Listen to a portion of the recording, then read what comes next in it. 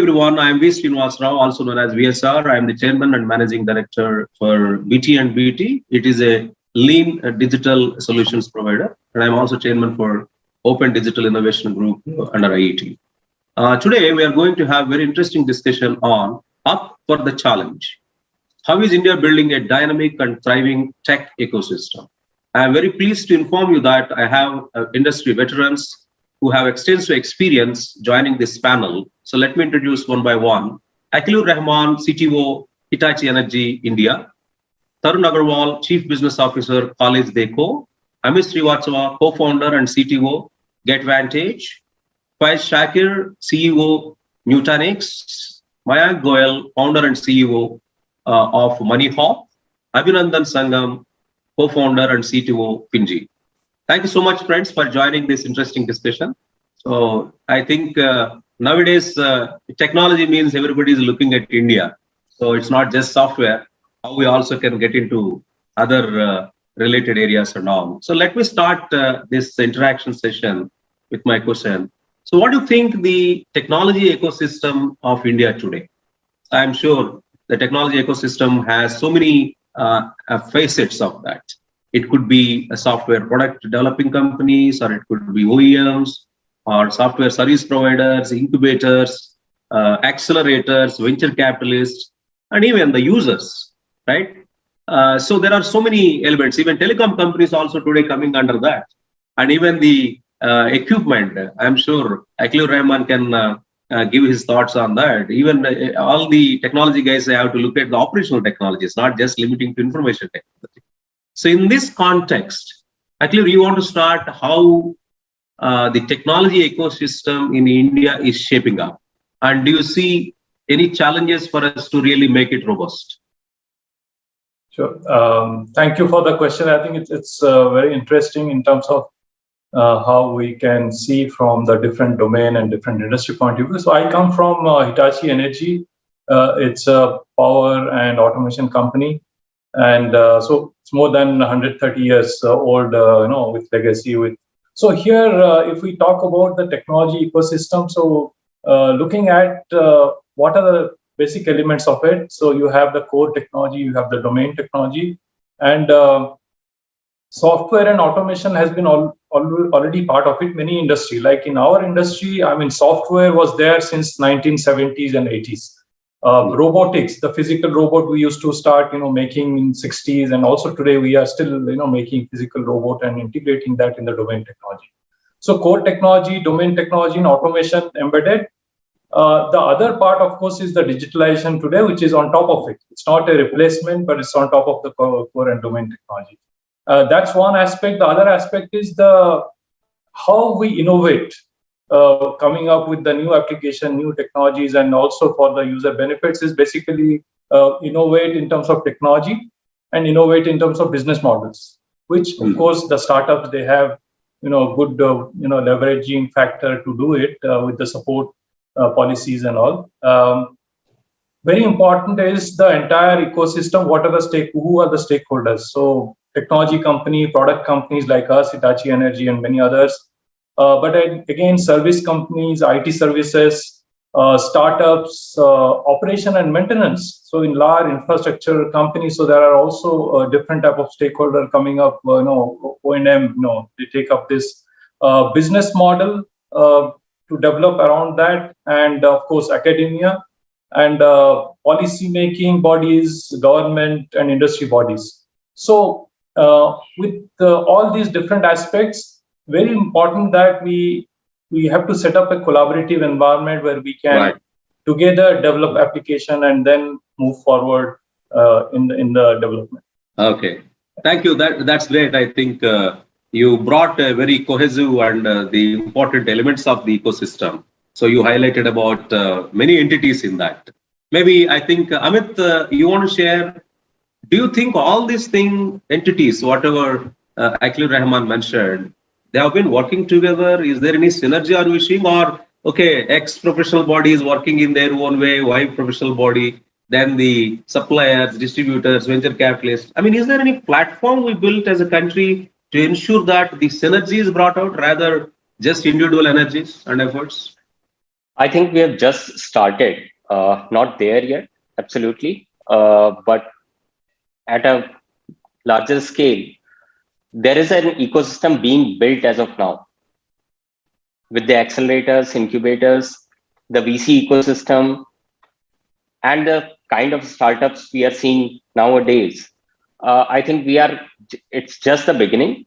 And in a few years, we'll have a more cohesive, a more organized, structured way of collaboration and to be able to take this further.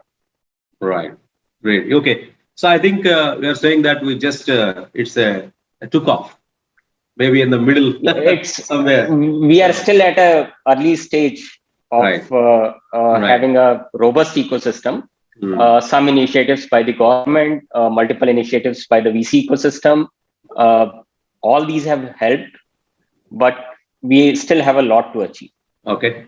So thanks so much. Tarun, I mean, you have been into the business of consolidation, aggregation, and adding value to people. So what do you think with your experience, if you want to bring all these tech ecosystem entities together as a very cohesive, integrated fashion? So what to do? I like Amit mentioned, I don't think we are there yet. Okay, in few cities, probably Bangalore a little bit strengthened, Hyderabad picking up. It's not like something in India we can say we have a very cohesive, collaborative tech ecosystem, all networked, integrated, interdependent entities are there. Can you share your thoughts? Yeah, absolutely. Yes, you're right that the tech infrastructure and the ecosystem is more developed in the metros, namely Bangalore, Chennai, Hyderabad, Delhi, etc. But I think the last 2 years of COVID has also kind of opened up the rest of the country to the industry. Yeah. If you see now, especially for tech roles, working remotely is kind of an established norm, right? If I go back before COVID times, we all used to be very apprehensive of how this ecosystem will work. Let's say somebody working from home, how will the environment work? How will the technology work? Will people be able to collaborate together? But the last 2 years has forced us to kind of adopt and innovate. And I think in today's, this is a good output of the last 2 years that tech ecosystem has expanded beyond the metros or the tier 1 cities. In fact, if you look at the biggies like the IT services companies, the large IT services companies in the country, now they are actually building up centers and offices in the second rung and the third rung cities in the country. Yeah, I think, and to me personally, so I come from a small city in the country from Punjab. And to me, this is very exciting because what was essentially happening was that people had to migrate out of their homes, out of their, let's say, native regions for employment. And with these developments, I think the availability and the reach of industry for more talent and talent to industry will improve. Yeah. Right. So I think we are very fast seeing inroads into the depths of the country for the tech talent and infrastructure. Sure. Thank you. Thank you. So Faiz, Shakir, actually, for this tech ecosystem needs to be leveraged. My view is, I think we must build some sort of a co-creation, co-innovation type of platforms. If I want to leverage the this tech ecosystem entities together.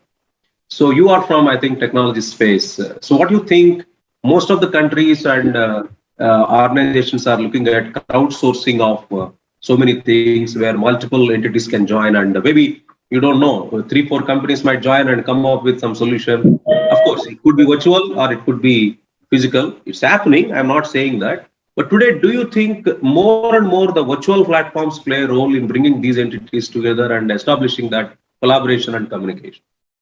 I think that's a great question. The last 10 years has obviously seen a massive emergence of the startup ecosystem. I mean, no one even spoke about startups a decade back. Today, it's spoken from the Prime Minister to pretty much everyone else, right? And I'm from Bangalore. I happen to be lucky enough to be in a city with even the Panwala talks about startups and how it makes sense for a son to work for a startup and not follow the family business. So I think the word, the term, the buzz is very, very high. From a technology perspective, there's been a fairly solid ecosystem which is built to support the startup ecosystem. And I'll tell you what I mean by that. The emergence of large cloud companies, letting people start really, really small, not having to invest on massive infrastructure upfront, utilize credits that large companies like Amazon, Microsoft, companies like myself, Nutanix have been able to provide for these startups, are actually giving people an opportunity to start really, really small. The issue in the past was you needed massive capex investments to get started.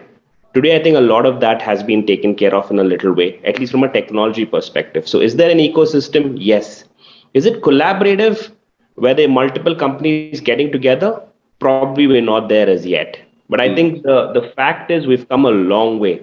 The fact that you could travel anywhere abroad and they recognize India as a hub for the startups outside of the Silicon Valley itself clearly means we've come a long way.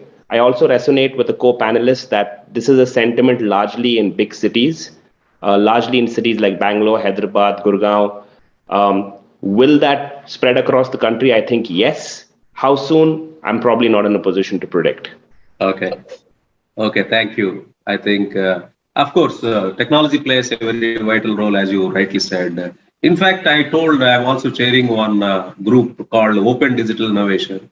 That's where we are trying to bring all these entities together onto the same platform.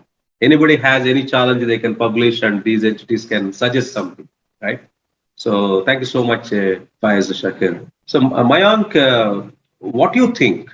If you want to extend this, I think we have been talking about this tech ecosystem is only in the silos or spots of excellence, cities and some places, even not in the tier 2 cities or tier 3, they are just going there.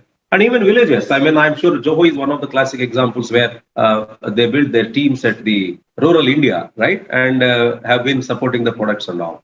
So what we need to do, if I want to make a district as a tech ecosystem hub, okay, a district as a unit where it has cities and villages and all. A district collector, can we make him responsible to establish the tech ecosystem? It's not just only chief minister. No, I think that's an absolutely valid point. See, any innovation starts where there is abundance of the parameters needed to spark an innovation, right? Which could be available.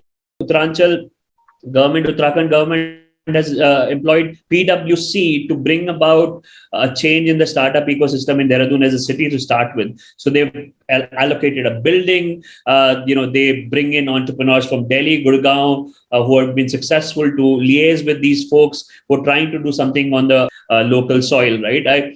I do also resonate with what Tarun said, that most of these tech talent, which happens to be a very important factor in bringing about this change and starting this tech, the startup ecosystem, was located in the metropolitan cities. But now, due to COVID, they have relocated back. And a lot of people are finding comfort in just kind of staying there. A lot of my cousins who work for Intel or Qualcomm have been sitting from Dehradun and working out of there for the last couple of years. And they find it extremely relaxing to be there, be around family and work out of there. Now, the iteration, when that happens, right, it'll be good to see if the startup ecosystem starts leveraging that, employing these folks right in those kind of cities, right? Okay. I also believe that the government also needs to play a very important role in this, right? Be it tax credits. A Startup India program provides that no matter where you kind of are domiciled, but the local government needs to maybe provide an incubation space, maybe provide some tax subsidies, maybe provide mentorship more and more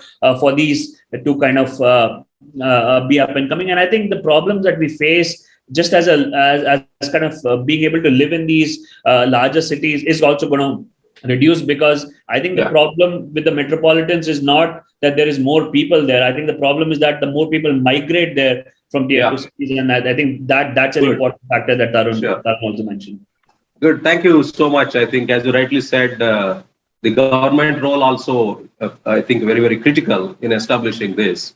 So I think each government have to go to the local level, at the district level or village level or mandal level, whatever, and they have to really bring that ecosystem. So Abhinandan, I think just adding to that.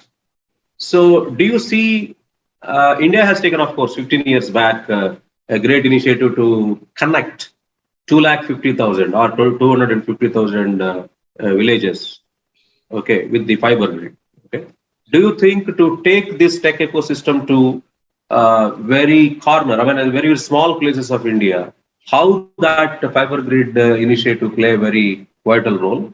And second, do you think the way of administration happening in the district today needs to be changed? I believe the collectors have to play like a CEOs, not just administrators. What do you think? To establish a tech ecosystem in the districts and other places. Yeah, I think it's a good point that you said that top up it should come.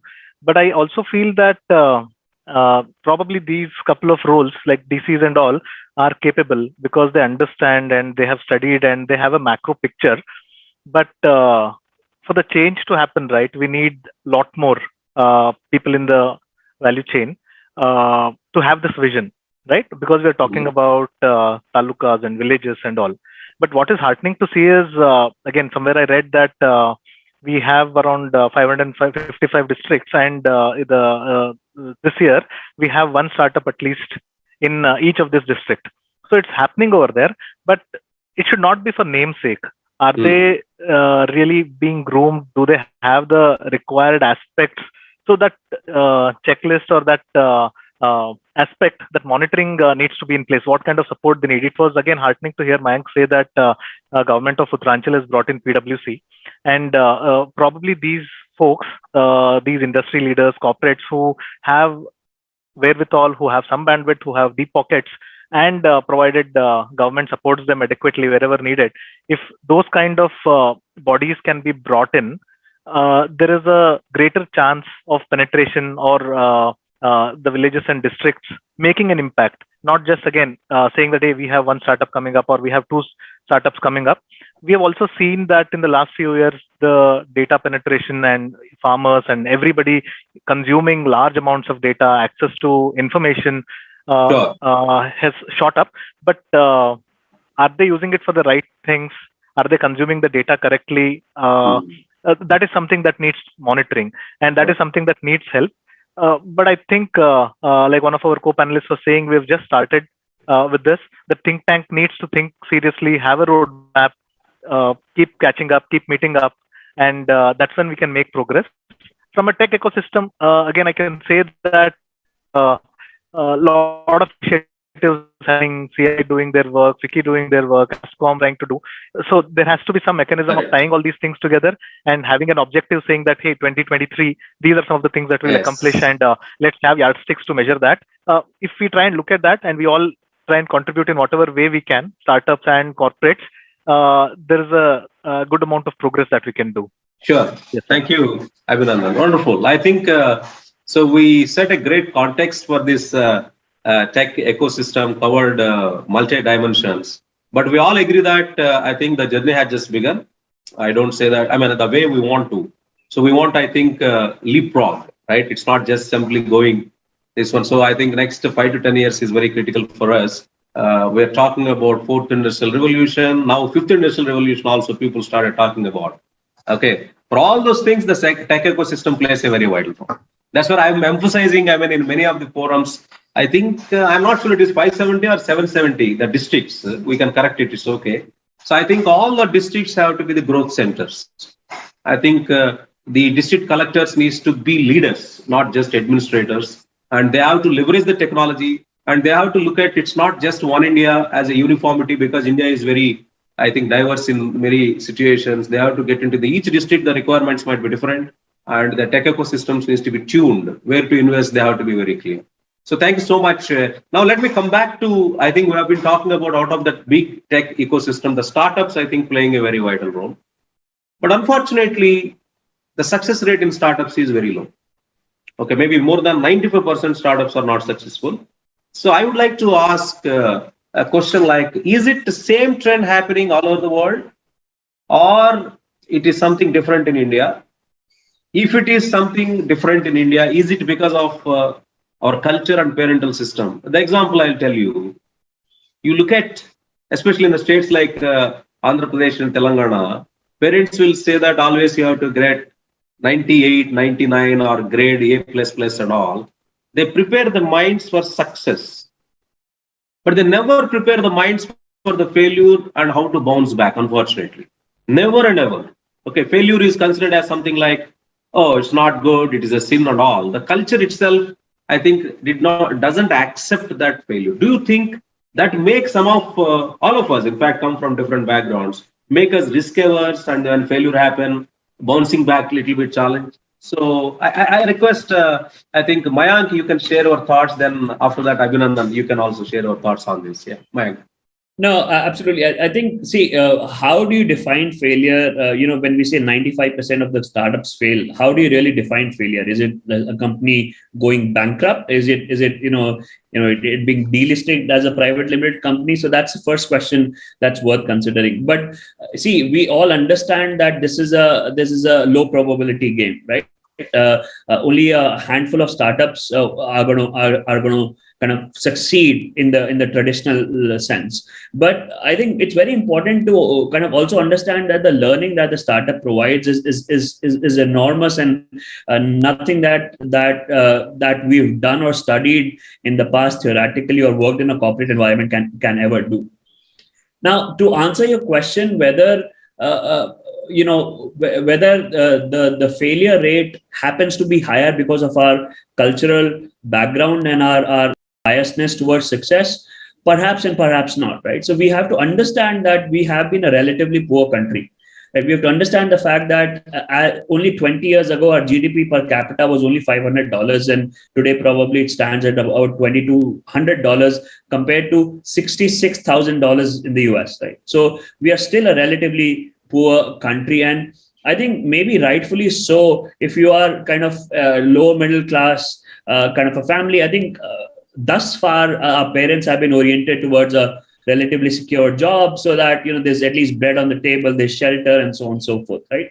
And I think, however, and our education system is also a little bit biased towards how we've been brought up and for what we've been brought about. I think Bhavish Aggarwal of Ola once famously said that when he was trying to tell his parents that he was going to start a startup like that, they thought he was going to be a travel agent, and it was very difficult for him to convince them otherwise. So certainly there is apprehension amongst the parents to kind of let the people start and fail and learn from that. So I think kind of diverse thinking, letting people fail, providing them a safer environment to fail and learn and grow from there, I think is going to be very instrumental in more and more people taking up this occupation. I come from Dehradun, and there is a huge army presence there, and they very famously say that we never let an individual go to lead a battalion in the forefront if he hasn't ever failed in life. And that's because if you are actually getting a pushback from the enemy and you're failing, you don't know what to do at that situation because you've never experienced that. So certainly, I think those experiences give you a very good backing and reasons to bounce back. But I would not attribute our cultural upbringing to the failure. I wouldn't do that. Okay, that's good. Thank you. So I think I personally introduced something called taste of failure. So when I was chief digital officer at Tech Mahindra, and at Hyderabad, the Thai Hyderabad is there, right? The industry entrepreneurs and all. They're also introduced the taste of failure, and I invited all the senior folks to come and share their failure stories and how they bounce back, and sometimes probably we fail to bounce back. Okay, I think that is also important to say that failure will be part of the game. Yeah. So thank you. Yeah. So Abhinandan, what do you think? So when I read some of the research reports, they say that timing, team, concept, business model, and investment or finance are the key ingredients of any startup. Right. So, So what do you think out of all these things, which one is very important? Is a timing or a team or a concept or idea or a business model or a financing? I think it's tough to answer picking one of them, but how I would like to put it across, VSR, is first of all, even before getting to that, to your earlier question on is it just an Indian phenomenon or it's happening elsewhere, we have seen that generally 90-95% of tech startups find it very difficult to make it, and the remaining single-digit number of companies do it big. And even when some of them have failed, many a times we've seen that they had gotten a great product, they had gotten a great vision, but for various reasons they have failed. And in our journey, right, at least in my last 6-7 years of entrepreneurial journey, and still continuing to figure out how do we scale and how do we solve much larger critical problems, right? What we have realized is ignoring the customer leads is very, very critical. As in, we are in a rush to reach a unicorn mark, which are all milestones, which is great. You definitely need to have them, which will definitely help. But the product market fit is going to be very critical. If you have not done the proper research, and if you're just releasing out products or features and expecting the customers to use and give money or pay money for that, that's not going to happen. So the focus needs to be there on solving the problem. What exactly are the wants, needs of the customer, and then figuring out the market fit. And then timing becomes really critical. At the same time, we also have noticed that many of the startups can't make it regardless of what all they have, is because they run out of cash. Okay, burn rates, etc., are not managed correctly. So just having a great techie as a founder will not suffice, right? You need to have a combination of right skills in the founding team, to have the right vision, to run this, to plan for when the funds need to be raised, right? Excellent. Or how to build your runway is also critical. And another most important aspect is having the right culture, right? And we are noticing it now, whether it is working remotely or whether it is hybrid way of working. It's culture that is really defining success of some of the startups. And who makes this culture? It's the people who make this culture, right? So investing in the right set of people and grooming them with right leadership, I think these are some of the important aspects that should not be missed out, which could cause things like failing of startups. Excellent. Thank you. I think one of the investors did the research and he mentioned in the order of priority. So timing is the number one, I think, is most important thing. Then teaming, as you said, the complementary skills.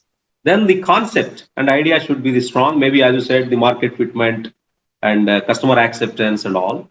And the next is the business model, the pricing strategies, revenue streams, channels, differentiations and all. And finally, he said investment. He did not say investment is the first thing. Okay. So I think, but it's very difficult. These 5 things I might say. Timing, okay. Sometimes we can map it, but teaming is not easy, right? So it is skewed. Sometimes everybody is techie or everybody is sales marketing, but it's not the combination. Okay. So anyhow, thank you so much, Abhinandan. So Faiz, Shakir, so I want to ask you and Amit. So we have a lot of dreams. Especially in the last 10 years, I think. So you are probably next generation to me, most of you here, except probably Rahman and myself might be. And Amit, Tarun also to some extent if he agrees. Okay. So what I'm trying to tell here is we always, I think, while I respect Satya Nadella, Sundar Pichai and other great leaders who went to other countries and become leaders, but I always believe that I think they are not Indians today. Their blood might be having Indian blood, but they are for other countries and other companies. We always celebrate, that's fine, that's individual choice. But why we are missing today to build such type of Googles or Apples or Teslas of nature in India? Do you see any challenges? What is stopping us? Faiz, yeah, absolutely right. Great question again. You're right. We should celebrate any form of Indianness doing something great at a global scale, but I can't agree with you more. We tend to over-romanticize what they do using probably the US ecosystem, right? And it happens in politics as it's happening in and around us with the United Kingdom elections. It's happened multiple times, and I know Indians love that. Lots to be proud of. and a lot to wonder as to why they probably didn't choose to stay back, because they've used the high quality. Now everybody is looking not only tech ecosystem. Now I think the prime ministers also we are looking absolutely, for it. Absolutely, right. And that may just happen as it looks like over the last few days. Yeah. To the point you yourself made, VSR, sometime back, there's such an emphasis around success. There's such a strong emphasis around studying in a premier institution. And there's also an overemphasis on going abroad after you pass out from that educational system. I mean, this is what parents drive and inculcate. I can speak for myself. I've heard it more than once or more than multiple times as to why won't you go abroad and build a so-called, probably, take the easier path. And I think as someone who is probably a product of the economic growth in India, I have not seen any reason, any motivation to probably leave the country for economic reasons, right? I think the system is thriving, the market's thriving, and there's ample opportunity to create value within the Indian system. I agree sometimes our infrastructure can be frustrating. I understand sometimes that initial journey can be a lot tougher. But as one of the co-panelists said, pertaining to the startup ecosystem, the VCs in India today are actually investing in India. They've created an ecosystem of sorts which didn't exist many, many years back. So if you were entrepreneurial, you were probably compelled to go abroad. You found it easier to find investors and trust you at a nascent stage when you were in the valley. But today that's starting to happen within India as well. So I think there is a change over there. I think the larger point, though, is the quality of jobs that are available in India. If you look at it, there are thousands of engineering jobs available, but it's the quality of R&D which is always going to come up to question, right? Is there going to be back office? Is there going to be software development? Yes, we do a great job of that, but we continue to play a support role. We're not really doing a lot of research and development. The second point also is within our educational institutions, how many institutions are obsessed with R&D again? How many doctorates are we creating? So I think there are a lot of finer nuances over here. Right. Yes. And I think Indians fundamentally thrive on their children doing a far better job working for someone else as opposed to building something else, right? So I think that's inculcated in our culture. But as I see amongst our co-panelists itself, they're defying and changing that. The last many years, we've seen the emergence of close to 60 odd large unicorns, many soon to be unicorns, a lot of good things happening. So I'm very, very optimistic over the next decade, really.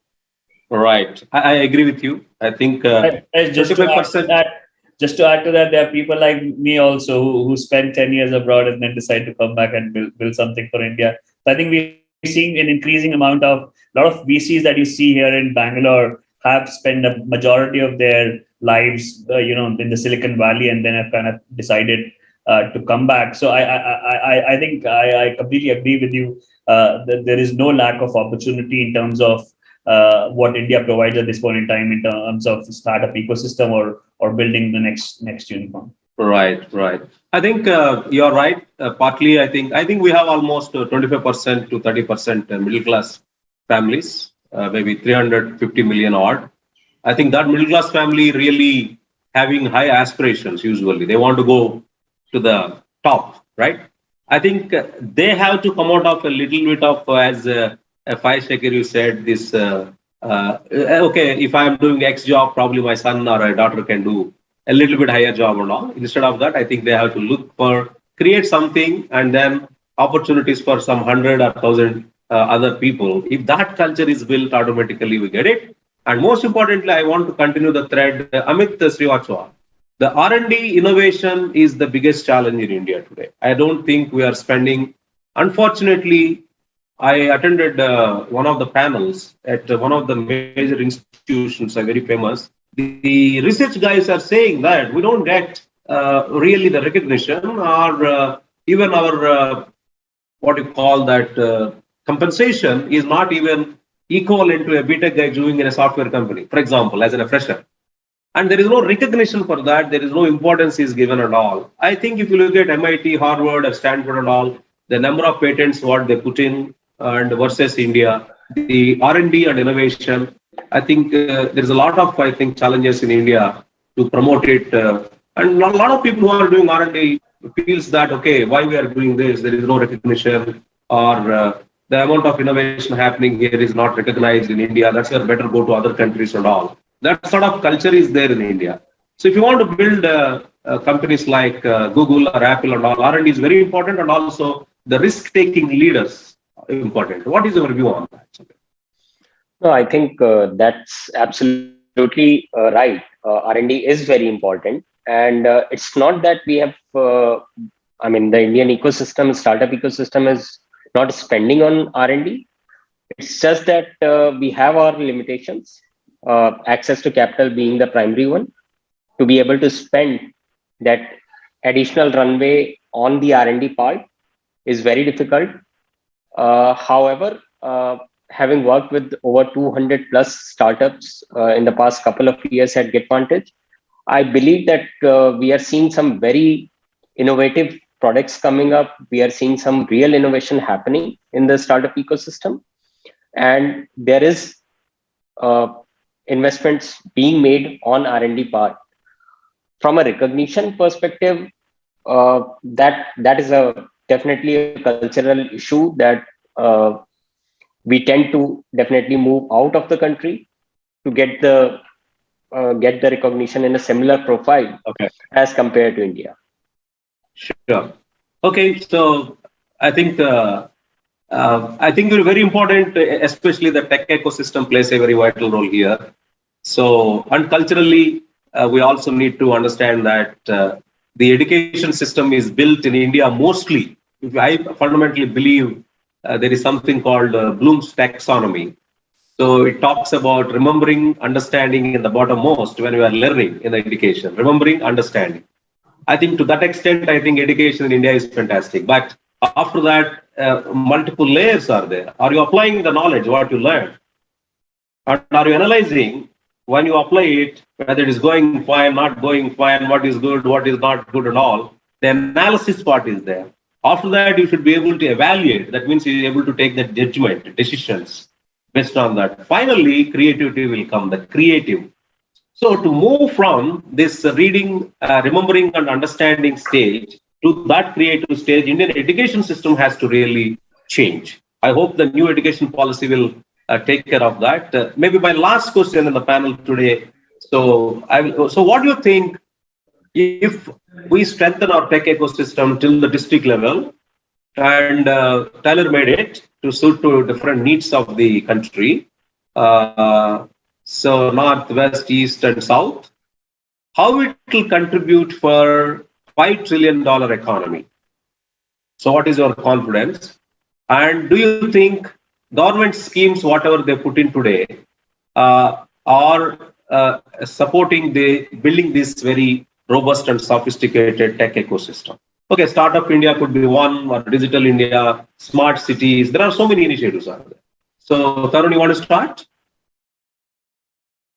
Yeah, sure. And very good question. Regarding this aspect, I like to focus a bit more on the talent and the skills available for the industry. I believe that we have enough talent and skilled people in the country. Yeah. Yes, it's a fact in India as well as outside of India that the academia always lags the industry. Yeah, it's not something unique to India. It's there everywhere. Yeah. Having said that, the government is trying to do things. For example, they have a very strong and a focused skilling program where they are giving vocational skills to people, and vocational skills are directly linked to a job. Either they can start up something of their own, or they can get a job. Yeah. Then there are very interesting projects like, I don't know how many of us have heard about a project called Atal Tinkering Labs. Yeah. Right. Now, this is a project which is at a school level, at a grassroots level, which gives let's say within quotes a tinkering lab to the community, to students, to just play around, tinker around, and create things. Now, when I was young, I don't think so stuff like this was available to us. Yeah, even in school labs, it was kind of standard laboratory equipment. Now, what I'm trying to say is that with these kind of initiatives coming up, the new generation, the young kids today are already exposed to much more stimulus than we were. Yeah. So if you are looking at history we all know of. Yeah. But if you look at the future, I think it's very bright. If you see the young kids, if you see the young kids of today, they are much more smarter, skilled, aware, and aspirational than maybe 20, 30 years back. Yeah, right. They are willing to take more risks. Like Amit said that he's talked to so many of startups, and I am also part of a couple of startup communities. And I am seeing young companies getting into product development. See, another aspect we have to see is that it's easier to start something in the services space than create a product. Right. Okay. Right. Because building a product requires it's a very different ballgame. R&D is just one small part of product development. There are 50 other things when you develop a product. Yeah. But if you see, even today, the large number of digital companies, startups are largely in the services space. Yeah. So that's a big difference if you look at it. And I actually believe that in the services space, India is innovating. Yeah. Right. Okay. We are innovating like anything. We innovated 30 years back with a global offshore delivery model, and nobody knew how to do that. It was services thing. Mm-hmm. Yeah. Then the operations space, we have innovated so much. Even the e-com space, without naming the players, but one of the large international e-com players has been adopting best practices adopted by the Indian arm of the business. I think that's fantastic. Thank you. I think in the interest of the time, probably 30 seconds, I request everyone to share their thoughts. How you think the strong tech ecosystem can contribute for $5 trillion economy? Abhinandan, you want to share? Please make it shorter, please. Sure. I think being home to world's third largest base for tech startups, we're already heading in the right direction. And the biggest challenge for any country is creation of jobs, right? And startups are playing a very big role, and government supporting that. I think this is moving in the right direction, and these startups and SMBs will definitely contribute in driving the economy and business transformation towards that dream. One quote I would like to use from Professor Devan Dhanak is, if we always do what we always did, then we will always get what we got. So we just need to all think about it and work towards changing. Thank you. Thank you. Akilur, Rahman, you want to share your thoughts? So we have a bigger dream. I mean, we are just, I think, near $3 trillion, but we are talking about a gap of $2 trillion more. It's not an easy game. So how tech ecosystem contribute for it? Okay, I would say we would start with the big vision. So last couple of years, I think everybody was working towards Industry 4.0, the fourth industrial revolution. If you see all the startups and all, some or other way, although they were solving some practical problems, but it is actually in that category of digitalization, IoT, and moving towards Industry 4.0. Today, if you see, the next big target is the carbon neutral targets. For the country, 2070, many companies, they have announced 2050, 2035 by Reliance, 2030 by many industry. Although it looks very distant, the action has to start now. Correct. So many people, they don't realize. So there is a huge amount of innovation possibilities there, the startup, so that is how the economy can really boom if we take that thing. Sure. And the second thing is, just to be successful, I think first, I would go back to your question, why the startups fail here in India, because we fail actually in the last mile. We give up in the last mile. And you just remember, the statement which Thomas Alva Edison, when he invented the bulb, he said, "I have not failed. I have just found 10,000 ways that won't work. The next idea worked." So they're exactly the last mile. You are in the last mile. Don't give up. Maybe the next step would make you successful. I think with this big vision, you can definitely make it. Yeah. So I think blueprint is very critical and for the country, and realizing that blueprint, how tech ecosystem play a role. There is an integrated effort required, not like it's my professional body, it is my professional body, or it is my company or your company, or it is my institution. I think the blueprint should be the driving force, and we had to see that really maybe 2050 or 2047, maybe 100 years of independence. Thank you so much.